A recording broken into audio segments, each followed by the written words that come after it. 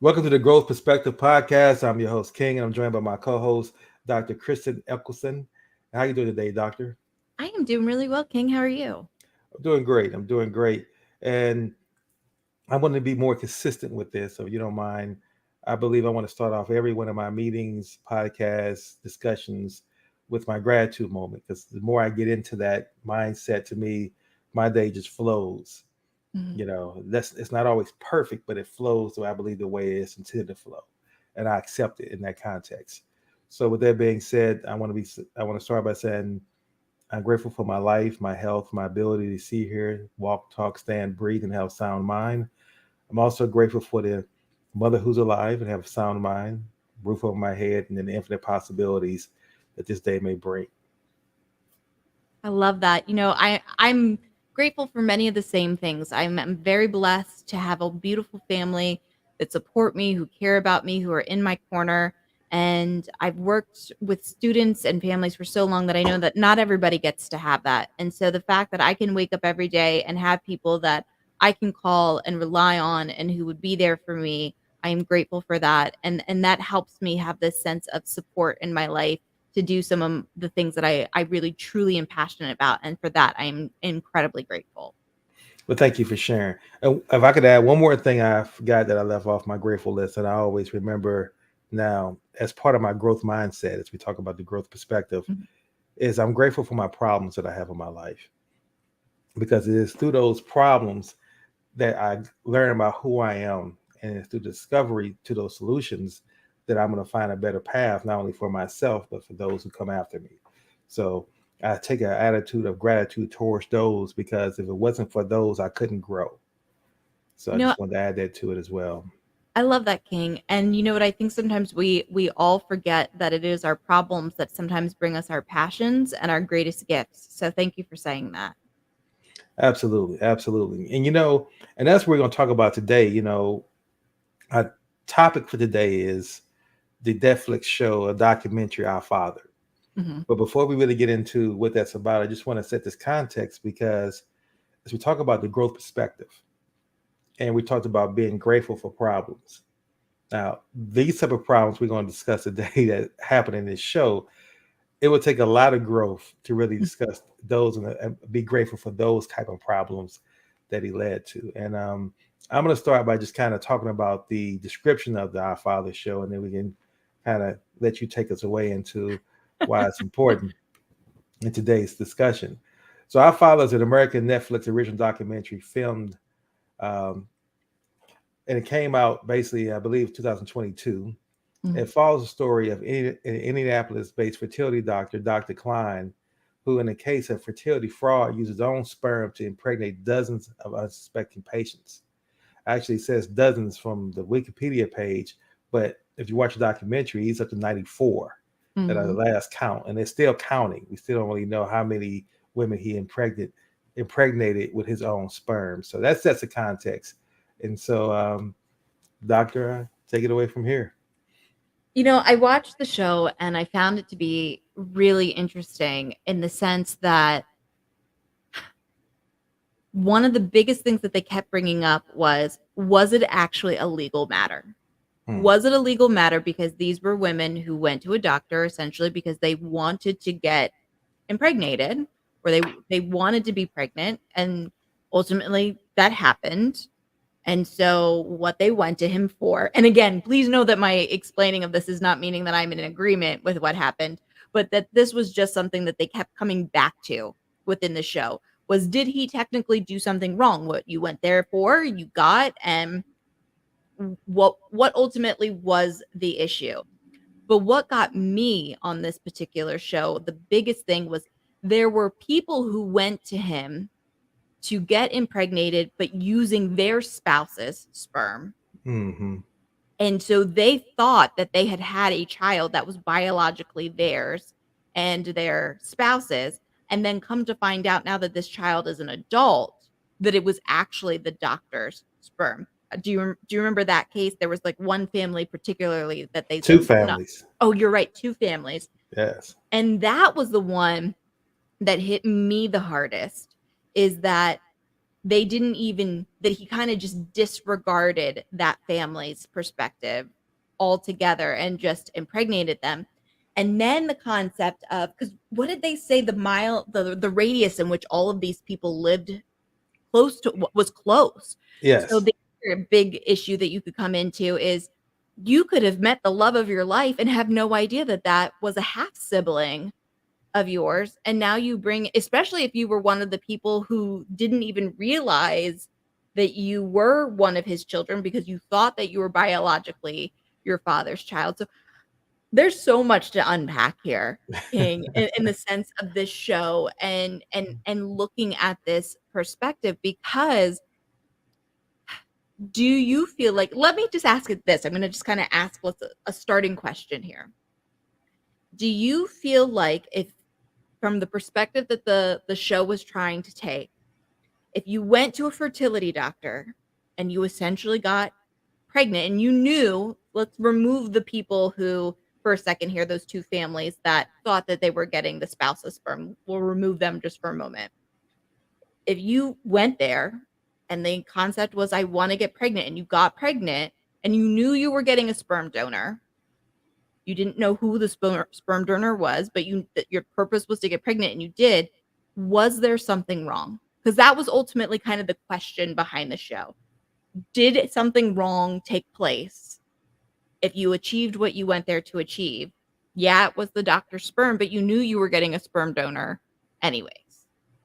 Well, that's an interesting question, and obviously I'm not an attorney, but I will look at it from this perspective. I would say legally there was something done illegally, Mm-hmm. but morally wrong, yes, because it's deception, it's omission. He omitted the fact that he's a sperm donor, Mm-hmm. and I think that to impregnate a woman with sperm and not disclose that I am the person, the sperm donor, and you don't get a chance to know any of my history, my ideology, my chronic illness that my family may have. You don't Mm-hmm. know any of my medical history, but you have a child. That child can come up and be more problematic in your life than you ever realized, and you have no understanding of why. So I would think that full disclosure should have been done to make it right. Mm-hmm. Then if a woman, because I still believe that, to be honest, to your question, that had he just, not all the women, and obviously on the show he probably wouldn't have been able to impregnate 94 women, but I believe that he probably could have impregnated at least 10 or 15 women had he fully disclosed what was going on and who had failed being pregnant in other sources. And we Mm-hmm. can say, well, it's my sperm has been proven to get you pregnant. Here's 4 or 5 of the cases. I think somebody would have took him up on that and he wouldn't have had any issue at all. But the fact that he was, and that's just my assessment and my guess, but the fact that, to me, I think if we go back at the origin of the intent, Mm-hmm. that's where I focus on the origin of the intent. If that's fraud, if that's negative, if that has negative energy, then I can't think anything positive can actually be derived from that down the road. That's where I'm going with that. Now I'm trying to remember. I don't feel like, did the family say that they did get a catalog of information of who the sperm donor was or what their information was going to be? I don't remember them saying that. And it was so it was almost like a, I hate saying it like this, but a don't ask, don't tell situation. And that's essentially how he was able to get away with it. Now I would assume, and they said as much, a lot of these families, that they just thought it, donors came in and it was a specific donor. That's a good point. Yes, you're right. And so, because, and again, I want people who are listening to know that I'm playing devil's advocate more than I'm agreeing with the situation. I'm aligned with you that I think ethically that it was wrong and there it should have been disclosed. But in playing devil's advocate, because I'm trying to keep an open mind of what angle was this coming at, was it simply a power play? Because that came up as well too, that this guy just was in a weird, sick way power and wanted to have this feeling like he had created life and they were all his children in this sense? Or was he truly just trying to fulfill, I was known as the guy who could get people pregnant and I'm fulfilling it, and you didn't ask for this information, and so you wanted what you asked for and I gave it to you, so what's the problem? And that's what I'm trying to be open about and trying to understand the perspective of what this guy was doing, despite my agreeing with you that I do think there was an ethical problem with it. Well, one of the things that really, I would say, intrigued me about the documentary, to your point, but also I was disappointed because they didn't really delve deeper down into this, Mhm, was the whole concept of this quiver field or quiver full mhm, theory. And they talk about that briefly, but they don't mhm, really talk about that as his intention. And I believe that's what the doctor's intention was at the end of the day. I don't think it was about ego. I don't think he just really wanted to, he was just a horny doctor that always felt that when women came by, he wanted to masturbate and prove something. I think his intentions were based on this Quiverfield theory, and that's based on a Christian theological position that sees large families as a blessing from God and encourages mhm, procreation, abstaining from all forms of birth control, as well as natural family planning and sterilization. And so mhm, I mentioned that because that seems to be what his goal was. His goal was to produce as many children that look like him as possible based on his ideological belief of what he felt that his race was, which is almost similar to what Hitler was advocating for, the white, blonde haired, blue eyed master Aryan race. And that's what he was trying to create. yeah, And I'm not saying he was talking about putting down any other race, but that was his intent to create that kind of offspring and mhm, as many women as he possibly could. And to me, I was disappointed because the documentary didn't really get into that as much as its intent, and it was never even brought up in court. I know it couldn't be brought up in court because they got him on. They brought him on trial for I forgot what the reasons were. I believe it was lying under oath or lying to federal prosecutors, or that's the reason they actually took him to court. But real quick, I just want to summarize that point by saying you were right. They even told the women that the sperm donors don't get used more than 3 or 4 times. So you're right. They didn't give you any kind of, this is from a doctor, this is from an astronaut, this mhm. is from this person. It was like, here's some sperm, and we don't use this more than 3 or 4 times. So the women seem to be comfortable with just taking Exactly. any sperm in as long as it wasn't repeatedly used like his was. But I guess that was, now that you're saying that, that is coming back to me, because I guess that was the lie, right? You were told it's only used, this one donor's only used 2 or 3 times, because to me, that's the thing that scared me the most, and I think was the concern that I was hearing from a lot of the adult children were, I could be walking down the street and that could be my half sibling. Or, and my biggest fear is too, like, what if you were now married to your half sibling? Because I would imagine that I'm I'm sure it would come up that, oh yeah, maybe I don't know who my biological father is. If you got married to somebody and you're starting to have the talk about having children, or what concepts or what family history of health could be there, but given now bringing back those other families back into the conversation of those people who didn't know that they were the children of him, because they were under the impression that the husband's their husband, the patient's husband's sperm had been used to create their child, and now come to find out had not been used. And that's to me, now that's where that starts to get tricky, right? We took them out of the equation to ask that question, but what do you think it was that led him to not use the sperm of other people's husbands? Do you think it goes back to that theory that you were talking about, that he was just trying to make this large family, and that was really the psychological reason behind what he was doing? Because to me, that's even bigger, to completely disregard the sperm of somebody's spouse and to replace it with yours. That's the only way I can really, in my mind, see him doing it. 'Cause I'm always a person who wants to really examine the intent. And for the doctor to be as successful as he was, to be as intelligent as he was, Mhm. and to put that at risk, it, you had to look at it. Most people who choose that kind of intention usually has some kind of biblical reason or rationale behind it. Like, this is a God calling. I'm doing this based on God. That's the only reason why you would do that, because he had to know eventually it was going to come out, right? Because it wasn't like he was really trying to mask it, because obviously, if people went on 23 and Me and found out what their biological tree was, it wasn't hard to find where he was located. So he didn't go out his way to try to shield that information, which I believe had he tried to be sneaky, he would have done some things to try to manipulate those DNA tests in some form or fashion. But so I believe it comes down to his intentions was to create this as many offspring as he could to create this what he believed to be the perfect child being born that fit his description. Well, some of it too, if you think about it, when he was doing this, because now these are all pretty much adult children, the 23andMe, because that, just so for people who are listening who haven't watched, how all these people were realizing that this happened was essentially all those DNA testing that you can do through Ancestry and 23andMe. I think this one core woman kind of started doing it because she was looking, I think, for information on her biological father. And then what? It was like all of a sudden when she submitted her information, it was like she had 60 half siblings or something like that. And it was like every day more and more hits or pings were happening of realizing she had more half siblings. And that's kind of how this all unraveled. So, but I'm imagining at the time that he was doing all of this, that was before you could do that whole Ancestry and 23andMe type of situation. And so maybe to some extent, I guess he thought that he probably would get away with it or could get away with it because the internet wasn't what it was at the time that he was doing all of these things.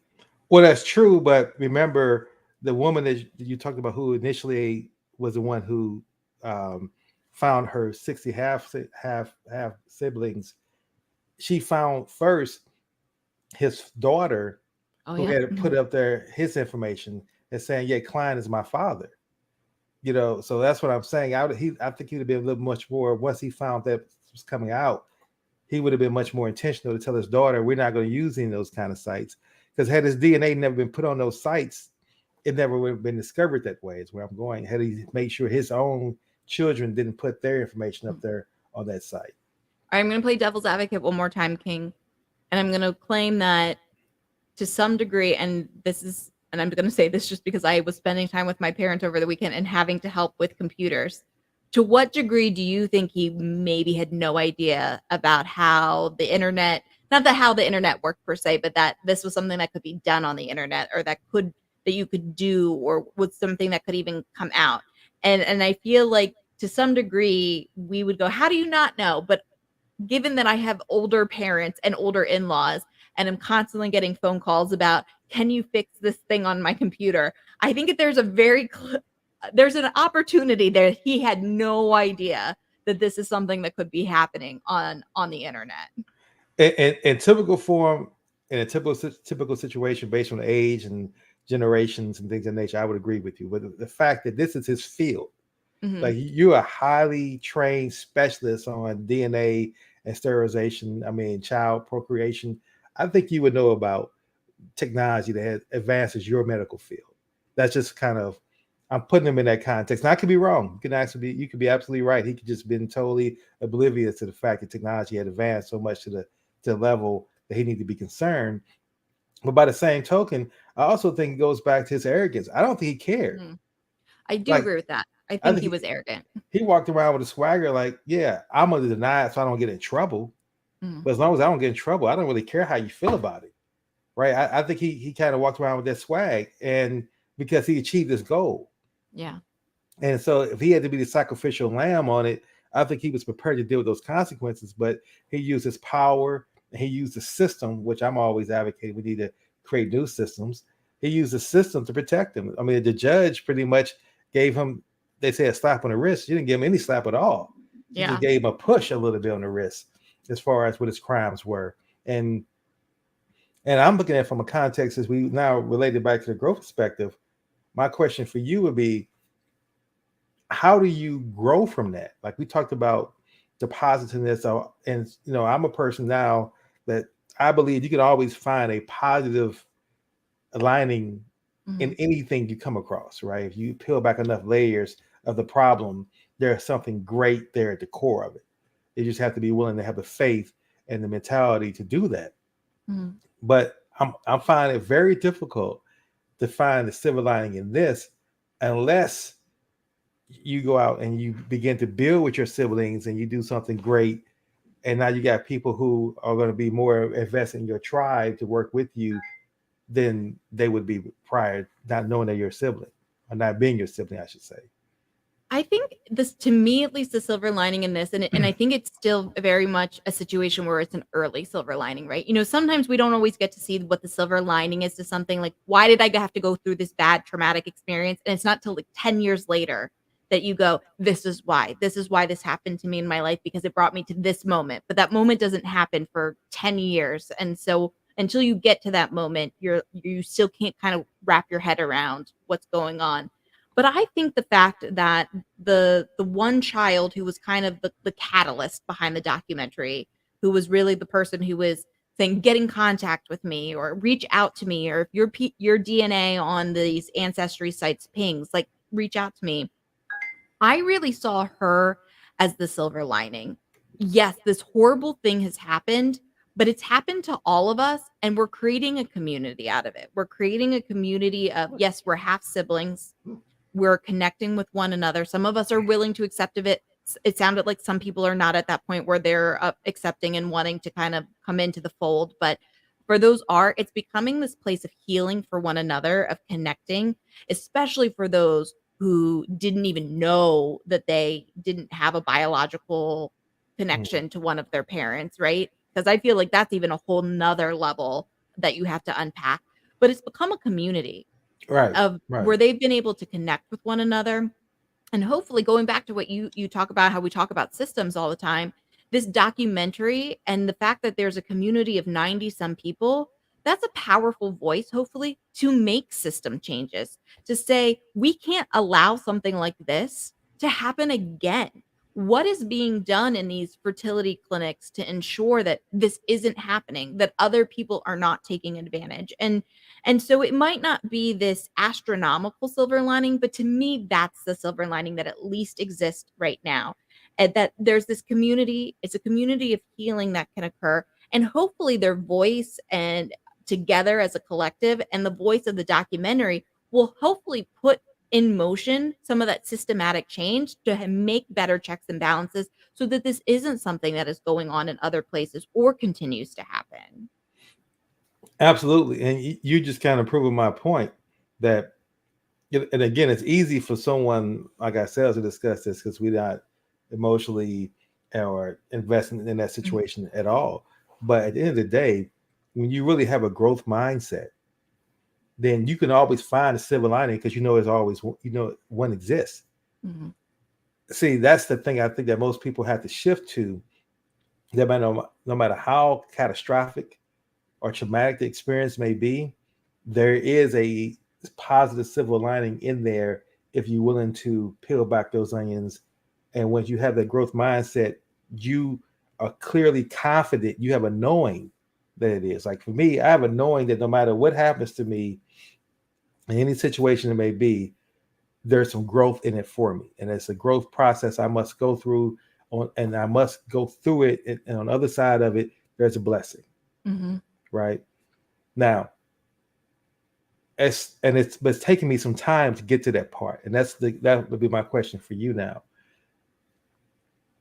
What do you think are ways that if you were to sit down with the woman who initiated the to try to reach out to her 60 half siblings or more, Mhm. what would you say to her to help her put her on the path towards having a growth mindset and beginning to look for the silver lining in this traumatic experience that she's undergoing?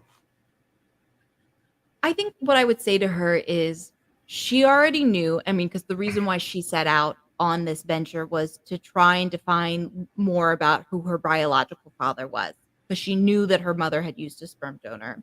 And she was just seeking that information, and she kind of stumbled across what was going on.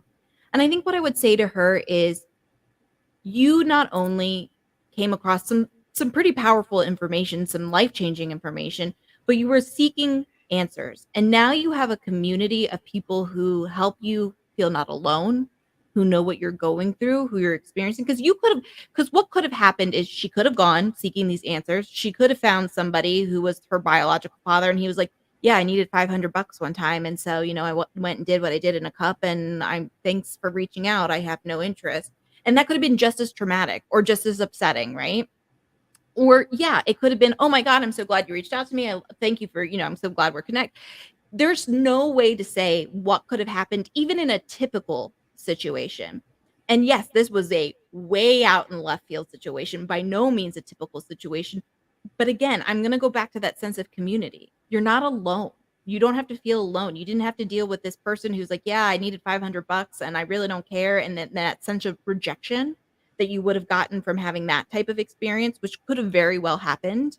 But you have a community of people who go, "Yes, we're kind of bonded in trauma," because that's essentially what has happened. We're all bonded in trauma, but we're bonded and we're together and we're not alone. Because I feel like one of the biggest concepts, and it doesn't matter who I'm talking to about, if it's about mental health, if it's about, rape, if it's any type to kind of traumatic topic, everyone always feels alone. That's the biggest thing that people always come back to, is how alone you're feeling. If you're dealing with depression, if you're dealing with anxiety, you feel alone. And oftentimes it's because you feel like you're this community of one.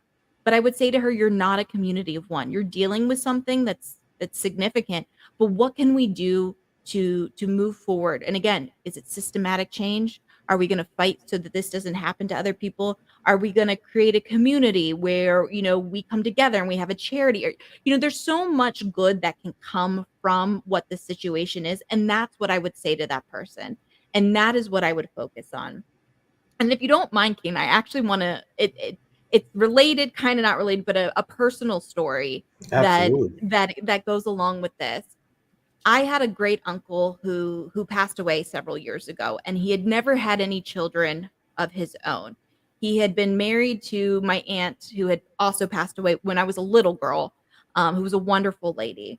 And I want to say about 3 or 4 months after he passed away, my mom all of a sudden got this ping on it, Ancestry, and all of a sudden she had a cousin, a first cousin, who nobody knew anything about. Come to find out, my uncle had a biological son that none of us knew about. Nobody in the family knew about, who had been adopted his whole life. And he was on Ancestry because he was looking for questions. Now that he was an older gentleman, he was looking for, answers to family health things and stuff like that. And it was this ping. And it was sad because we have no idea if my uncle knew about him, didn't know about him. My uncle traveled for work, not making excuses there. So, but obviously when he was traveling, he indulged in other He was a situations that, Rolling Stone a little bit. right, a little bit, that none of us knew about. And so, and we truly have no idea if this is some secret that he had kept to the grave that none of us knew about, or if this was a situation where when he was out traveling one time, he had a little escapade and never knew anything more about what came, and had no idea that he had a biological child, because unfortunately he had never had children of his own because my aunt was unable to have children. And so they just never had any children. And we'd like to think that had they known, my aunt and my uncle had this a relationship where we think my aunt probably would have adopted the child. And so we don't think he knew about this child at all, but none of us knew. And my mom ended up meeting her first cousin, and he was the most wonderful, lovely person. And they have a great relationship now. They have a relationship, they keep in touch. But it was, again, not identical to the situation we're talking about, but another situation where Ancestry pinged it and nobody knew. And here's this deep, dark family secret that comes out of the woodwork that nobody knew about. And there was no way to get any answers. That was the other thing. There was no way of getting any answers. My uncle was gone. My aunt had died when I was a little girl. And it was sad because he had literally missed being able to meet his biological father by like 3 or 4 months. My great uncle had just passed away, like right around the time that this came out. But the silver lining in that was, very easily, I feel like there could have been mixed emotions of like, this is not my cousin. This is not, what is this? I'm not dealing with this. But instead, if it was a welcome, be here, we accept you, let's meet, let's learn about each other. And so I think, again, it always comes down to your perspective. Are you going to look at it like, this is the most horrendous, horrible thing that's ever happened to me and I hate the world? Or are you going to look at it like, what can I do good from this situation? And I think in both the situation I just shared, a personal story, and in the light of the documentary, is what good can come out of what is essentially not a great situation. Absolutely, absolutely. As you were sharing your story, and thank you for sharing that personal story, what was going through my mind is how much the mindset really determines your life as far as your successes and as well as your pains in your life. Like, for example, what I mean by that is I look at all the individuals who I know who are successful. I'm not talking about just financially successful. I mean, like they have fulfillment in their lives. Mhm. They do not have a victim mindset. They don't have that woe is me mindset. Like, why is this happening to me? And the people who I know who do have that kind of mindset continuously stay in that kind of rut of never getting out of all their days consist of just hoping things get better, Mhm. but understanding that things will pretty much be this worst existence, right?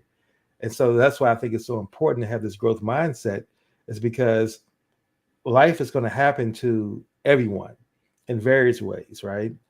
So no one is excluded from pain. No one is excluded from trauma.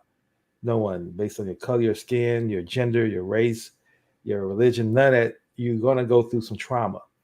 It's just a matter of how you handle it, which separates you and determines the course of your life.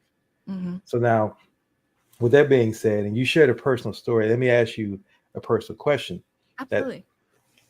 now, growing up, you obviously fit the ideal standard of what they look for, as I would say, they talk about the perfect Aryan race, right? You Mhm. have blonde hair, blue eye. Mhm. So my question for you with that context, and you chose to become a doctor or get your PhD in neurosciences, neuropsychology, or am I saying it correctly?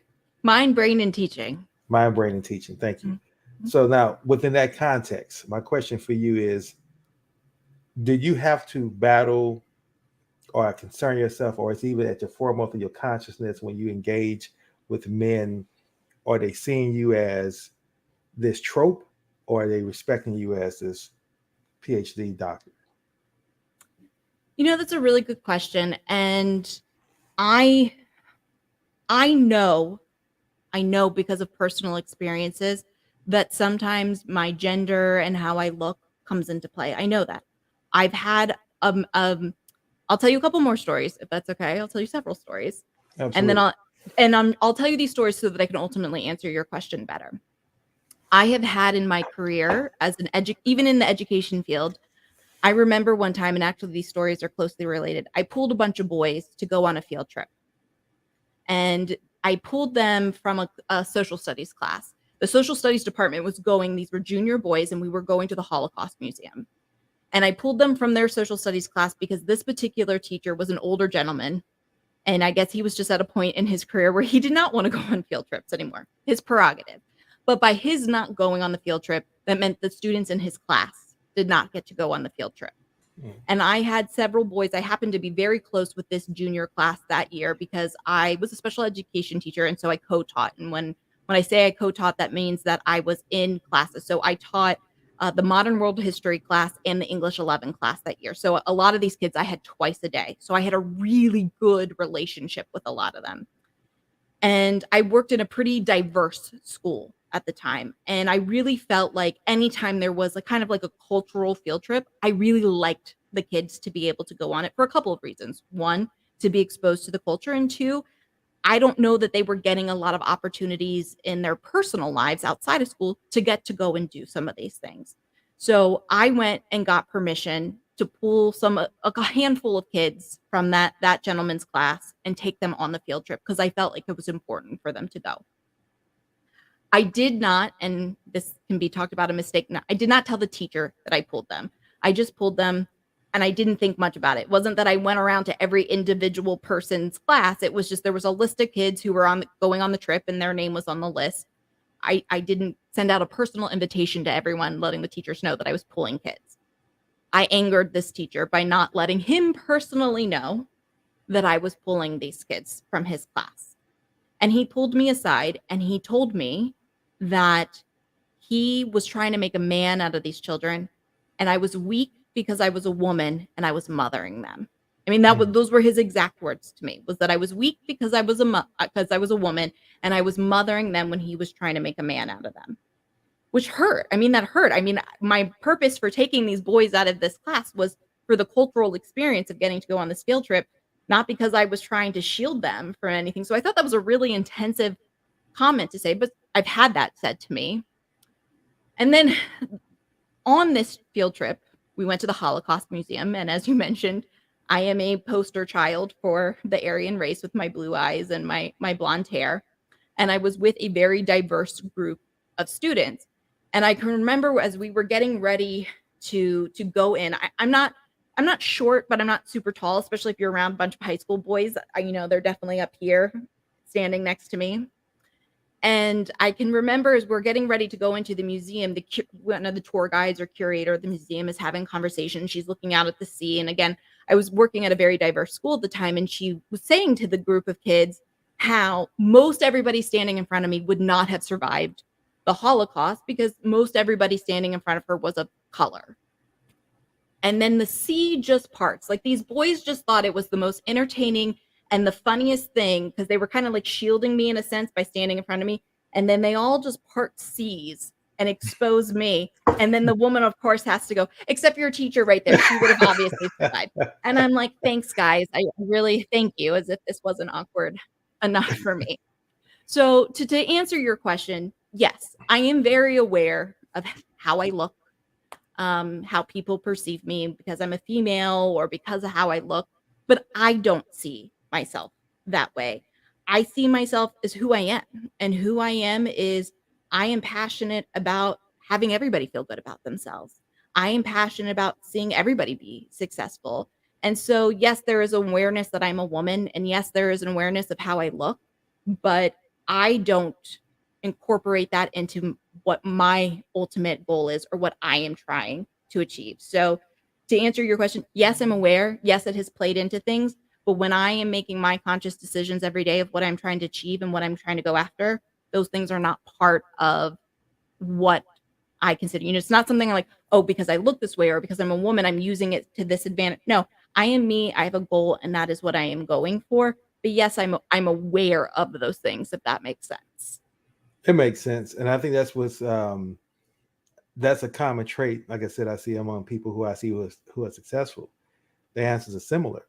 Like I seen an interview with Jay-Z, and he says, pretty much something similar to you in the context that he doesn't think about the fact of his challenges or the obstacles that society has thrown in its face. You're a black young man and you grew up in New York and you came from the projects and your father was a drug addict.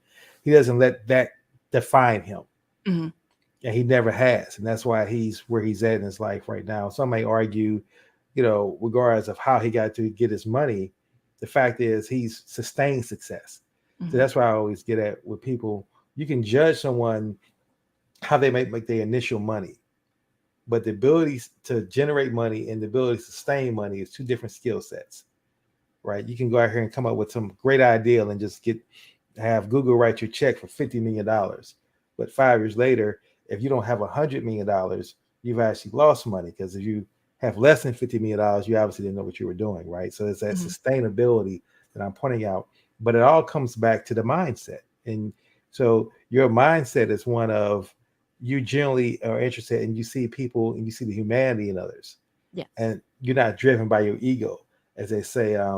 As you know, as was it Carl Jung talks about that shadow that's in your mind that's constantly putting in negative thoughts, or that shadow part of yourself, your personality, that's, I say, is absorbed with the negative energy. Mhm.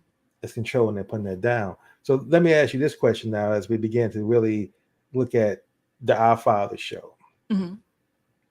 Now, what do you say are ways that we can begin to create a new system to avoid this kind of situation going forward or happening again? Because nothing I saw from the documentary says, well, we've now you can't do this anymore. Even though they did say, well, they passed a law in that particular state. I think Mhm. Ohio, Indiana, where they said that you can no longer do that in that state. But I didn't see it countrywide, Right. right? So I'm just curious to see what your thoughts about the fact that there seems to be no issue or interest in even creating a new system to even prevent that from happening. I think we have to talk about things. To me, that's the biggest thing is, and we have to keep talking about things. I always use the terminology, the squeaky wheel. And I feel like there's so many paths that we could go down on this. This could even probably be its own episode, but I don't think that you have to do something drastic to get change. And I think some people do. And I understand why. I understand why people get so frustrated and so angry that they take drastic measurements to try and get attention, because it seems like if you don't bring attention to things, or you're kind of meek about things, then things don't change, right? But I think that if we continue to talk about things, if we continue to say this is a problem or this is concern, but you can't ever stop. And that's why, and I'll give an example. I am really big advocate on youth mental health. I will talk about youth mental health until I am blue in the face, and I will never stop talking about it, because I feel like that is the only way that I can ever start making the traction. Now, yeah, I could go do something like, I'm sure you saw on the news about people who threw cans of soup on a Van Gogh and then super Mm-hmm. glued their hand to the wall. So, yeah, Mm-hmm. did they get attention for their cause? Yeah, sure, they got attention, but what do you remember more about that, King? Do you remember what their cause was, and do you feel motivated towards their cause, or do you feel more like you were like they threw soup on Van Gogh and then super glued their hand to the wall? Because Right.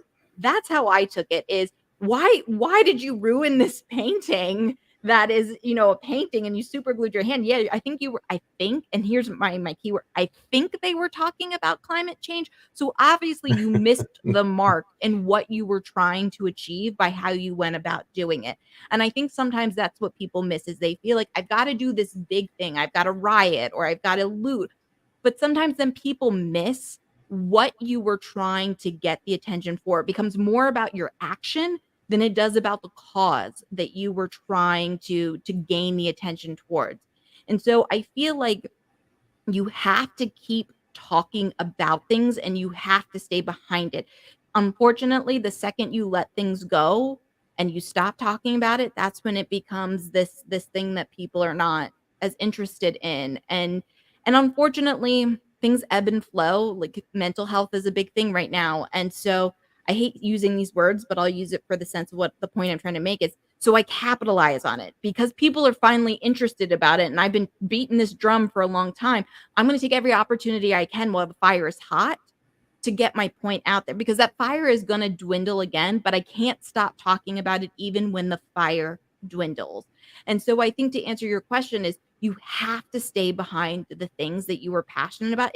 If the individuals in this circumstance are passionate about this law, okay, great. You got it changed in your state. What are you going to do next to bring it nationwide? Do you need to start lobbying to other states? Do you need to go to Congress and lobby? How are you going to keep talking about it until you get the change that you were seeking to change because of it being impacted, or how you were impacted by it?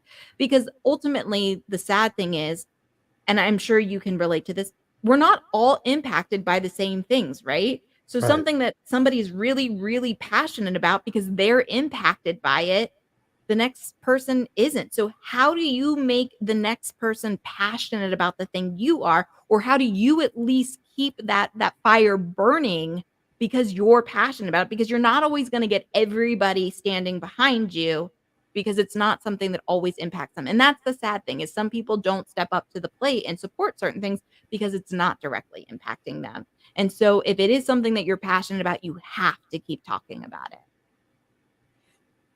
Even though you may get ridiculed, ostracized, labeled, villainized by society, because now in this media society we're in right now, if you say something that is not is that some people might find uncomfortable, even though in your mind it may be factually true or you strongly believe it, it can lead to some ramifications that can definitely be career devastating for you right now, Mhm. as far as your career, Oh, it right? absolutely can, and sometimes the crazy thing is what you're saying at the time is not a popular thing, and, I think I'm staring at your sweatshirt, so I'm gonna use this as an example, and hopefully the example comes out the way that I intended to, but look at Dr. Martin Luther King, right? Mm, At the time that he was saying everything he was saying, some people rallied behind him and some people didn't. But now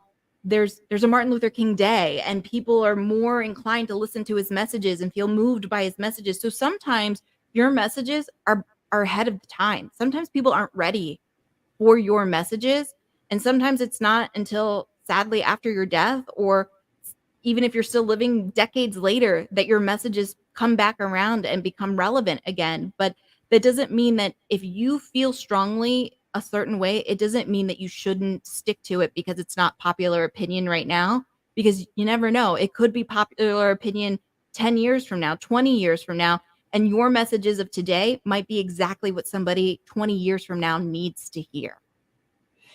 absolutely, absolutely.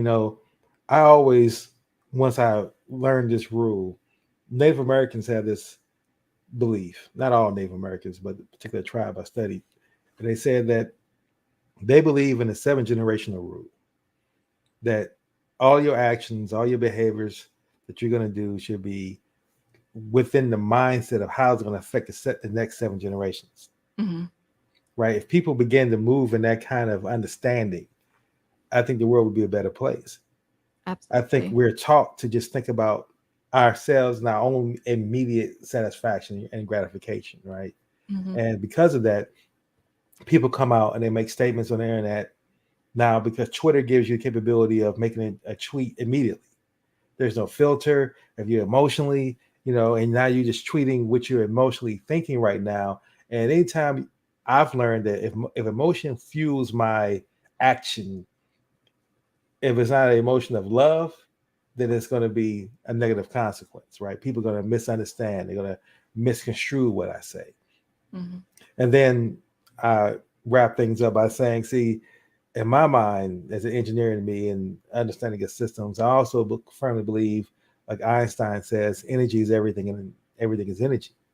That the way you say it, the energy you bring with it, also people won't listen to the words you say if your energy is off. Like I can get on here and smile and say, you know, an insult to you. Mhm. But if I'm smiling, you're gonna receive it differently than if I came out and I brought a lot of negative energy, but I'm giving you a compliment. You're the Yeah. greatest. If I brought that kind of Yeah. energy, you're still gonna receive it differently, right? Because Yeah. energy in the way it's delivered. So 100%. I'm saying all that to say is as we talk about the growth mindset, I think that, and I'm always in that path of becoming, um, now thanks to my colleagues for developing this show, I got a term for it, becoming more fully human, Mhm. right? And that journey to become more fully human, growth is key and instrumental along that journey. And I'm always pausing now to say, how can I say this better? I may want to say this, but how can I say it better and do it with love? Right. Yeah. To me, if you put it in that context, and that's always your kind of check and balance system that you have, then 9 times out of 10, you won't offend as many people if you just let your expressions and your opinions go. Mhm. No, I 100% agree to that. And, I think we have talked in the past too about things that we wanna include in the show, and one of the things I wanna include at the end of all of our shows too is this call to action. And Absolutely. and I want to kinda capitalize on what you just said, is this call to action, is that I ask people, especially this episode, to think about what are those things that you are passionate about, and how are you putting that energy into the world, and in what way are you going about those passions, and what are you doing to try and to get other people to come to you and feel passionate about the same things, even if it directly or doesn't directly impact them. So I encourage people to think about what are those things that I feel strongly about, and how am I taking my energy and putting those calls to action as well out into the world and asking people to engage in those things that they're passionate about. How am I going about it? And how does my energy look when I am going about trying to achieve the things that I am passionate about in this world? I mean, that's an excellent call to action, and what would you say is one thing they can do today? Like someone says, okay, I really want to go out here and I want to implement what you just suggested. What is the first step? Should I write it down? Should I try to memorize it? Should I read this? What would be the first guidance?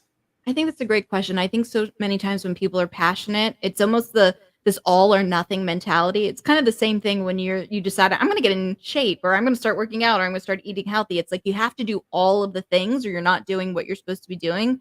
And I would say that's not true. Even the smallest little thing, right?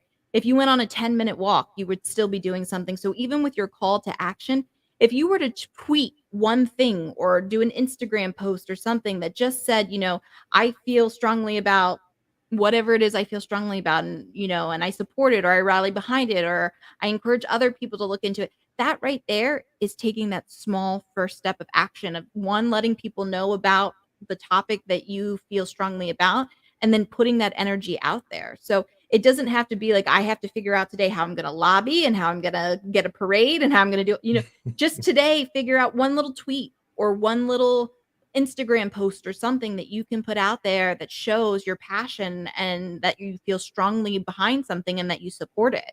And that might be the first step in letting it snowball because maybe you have people reach out to you or you have people who like it or you have people who comment on it. And then it just goes from there. So it's just the small little things can be the first step forward. It doesn't have to be this all or nothing mentality. Excellent, excellent. And is there a certain book, uh, speaker, author, scholar that you recommend that people may be able to watch to kind of push them towards the growth mindset path, or the growth perspective path? This may not be specifically a growth perspective, but I'm going to call out this guy just because I like him so much. And as somebody who has an education background, there is I would call him a creator. His name is E.A. Prince. And he creates these really amazing content videos about education. And he does it in like a rap, essentially. There's one that's called What is School For? And then there's another one about the education system. And it like takes place in a courtroom. But I encourage you, even if you're not passionate about education per se, to look up E.A. Prince and just see how he creatively goes about getting people passionate about what he's passionate about. He really does it in this sense of like it's a rap and it's a song and it's a video and there's visuals and it's just a really unique perspective that he uses. So I think even if you weren't as passionate about education as I am, you could at least appreciate kind of the production value and some of how he goes about sharing his message because it's very much going back to that concept of energy. It's not in this in your face, or aggressive. It's like this very creative outlet in which he uses it. And so I encourage everyone to check out EA Prince. I think if you go on YouTube or Instagram, like if you just EA is like his first name, and then Prince being the last name. He has this great way of really being creative in his approach, and I think is a very powerful way to get people interested in his topics. Excellent, excellent. I will definitely look for you say E.A. Prince as in Prince. Yes. He has videos on YouTube. Yes. And they're very creative and just the way he goes about it, they're really engaging. And so I think you could really apply kind of his concept to any concept that you have interest in and have it be engaging and have it be creative at the same time. Hmm. One last thought I want to leave our listening audience with is how do you know if you're thinking a thought in your mind and we can hear our thoughts, right? Mhm. We can actually, I believe we can hear them for the most part. How do you know if that's ego driven thought or if that's a thought that's coming from your spirit or your soul? How do That's you a make a distinction between which one that thought is coming from? What source, I should say? That's a great question. And there is this concept, it's called conscious processing. And we all have the ability to conscious process because we all have these thoughts that pop in, right? And then when you have those thoughts that pop in your head and you were able to go, yeah, yeah, but that's not a nice thought. Or, oh, why did I think that? That's all conscious processing and it's normal. And so I think where you can tell if it's ego driven or if it is coming from a place of spirit or positive energy is when you take that minute to conscious process and kind of have that conversation with yourself in your mind and go, is this coming from a place of love? Where is this coming from? Why am I feeling this? What is the root of this? I think so many times we have a thought in our mind and we become impulsive and we just either put it out there or we blurt it out there or we just take action and we don't take that minute to consciously process where things are coming from and why they're coming up. So if we all take a minute to just be reflective on our thoughts and understand where they're coming from, that's how we'll be able to tell if it's from that place of ego or if it's that place of positivity and spirituality. Well, thank you. And again, thank you for another episode of joining me on the growth perspective. I hope, listening audience, that you understand what our theme or the purpose of our show is. We talk about current things in pop culture, but everything's always coaxed in the perspective of growth.